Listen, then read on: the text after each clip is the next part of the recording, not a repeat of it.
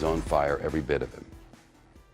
At this point, there's canned music and chanting in the background and screaming, which sounds like it's edited in, not like it's part of the images on the screen.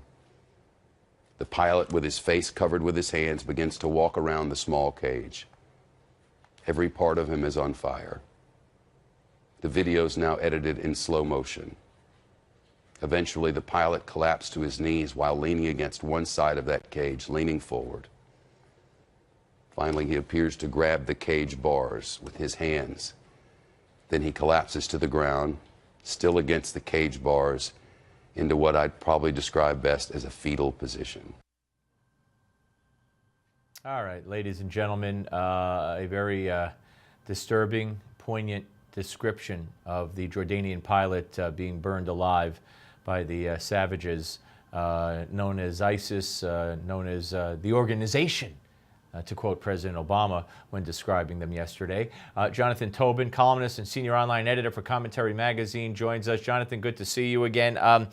You know, I don't know. We haven't aired it, and to be honest with you, I haven't looked at it because I just don't have a desire to. Not that I think I'm afraid of it. I just don't have a desire to see it. But I got to tell you, notwithstanding what Dr. Jeffrey Gardier said on the show earlier, America's psychologist, I think it would do us good, just like I thought it did us good to know that people had to jump from the World Trade Center, because there were no bodies, you know, and to know how people died, the horrific death. I think it adds to the conscience of the people to know just what animals these people are. I think you're right, Steve. Like you, I've really not watched the whole video from start to finish, but I think it should fuel a justified and righteous anger. I mean, we've seen some of that anger in the streets of Jordan when we've seen some of those demonstrations or the reaction to it. As 9/11 fueled a justified, righteous anger in the American people, just like Pearl Harbor did a generation or two before, it is good for us to understand what the enemy is, who he is, and what he is doing. We can't avoid, we can't turn away, we can't soft pedal it, we can't also fail to name it, as this administration refuses to call it what it is, an Islamist terrorist organization. We have to face it head on. You know what, Jonathan? This was an opportunity for Obama, who always says, you know, the bad Muslims, the radicals, whatever, they're not Muslims. He said 99.99%. So here you had the animals burned to death for show a man who was a member of our coalition, a pilot from our coalition, a Muslim, I presume, and working on that premise. This would have been an opportunity for Obama to get angry and say, you see, this man was a Muslim. He represents Islam. He was fighting these animals who do not represent Islam. And now they're going to suffer the consequences. But he can't even do that. No, he's too cool. He's too cool for school. He always has been. That is his personality. It is what caused some otherwise sage people to say that he has a presidential temperament.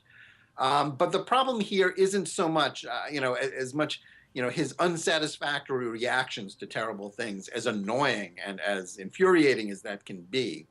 Our problem is what U.S. policy towards ISIS really is. Let's get back to what matters.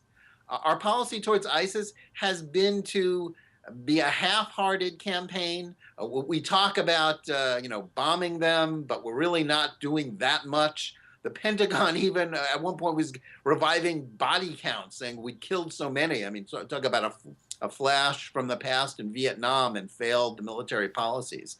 We're also, in terms of Syria, we're more or less in a tacit alliance with them because we're more interested in propping up Assad and Iran. We are in bed with Iran, which is fighting them in Iraq, but not really fighting them in Syria. So this is a confused administration that doesn't know how to name its enemies and doesn't know where and when to fight them either.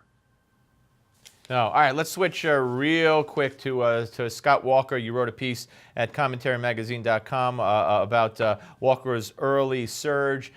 You say it might be more important than it seems at this early stage. Yeah, just everybody in the course of a what it will be a year and a half battle for a nomination. We recall 2012, everybody had their moment in the sun. And it's possible to argue that this surge in the Iowa polls is a little too early for Walker to be surging. But it actually comes at just the right time, just when Romney pulls out, when Walker is looking to gain big donors to prove his credibility. He just did. And he is somebody who is not an outlier in this race. I would argue, I could be proved wrong in this next year. He's a first-tier candidate. Jeb Bush should be worried about him. Just at the moment when Rand Paul may be falling back because of the vaccination business, Walker is stepping up. Walker, if you're Scott Walker today, you're feeling good about things, at least as far as his chances. If you're one of his supporters, you have to feel that way too. This little surge came just at the right moment for him. Yeah, and of course, Jeb Bush making remarks today. I don't know. We'll debate another time, Jonathan, about the vaccinations. I think a lot more people believe in what Senator Paul had to say than the other way around on both the left and the right, oddly enough. But that's for another time. Thank you as always, sir. Good to talk to you. Good to talk with you, Steve. Thanks for having me on. My pleasure. All right, folks, we'll be back with columnist for the Wall Street Journal. You know his name. His name is James Taranto. That'll be after the break.